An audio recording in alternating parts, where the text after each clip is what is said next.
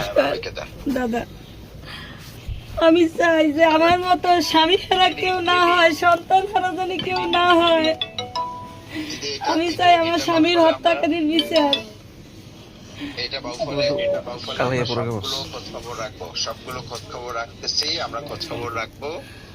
আপনি আমাদের ভাতিজি যেটা আছে, ছোট বাচ্চাটা, ওর পড়াশোনার খোঁজ খবরটা আমরা রাখবো, ঠিক আছে? আজকে আমার একটা ছেলে নাই, আমি কিভাবে আমার মেয়েকে নিয়ে বাঁচবো, কিভাবে চলবো? এই ছেলেটাই হবে আপনার, মানে এই মেয়েটাই হবে আপনার ছেলের যে ভালো, ইনশাআল্লাহ।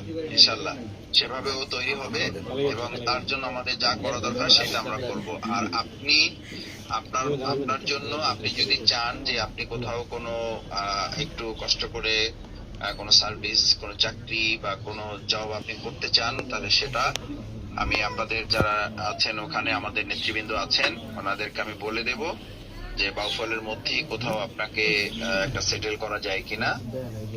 আপাতত কিছু আয়ের উৎস যদি বের করে দেওয়া যায়, সেটা আমরা ব্যবস্থা করব, ঠিক আছে?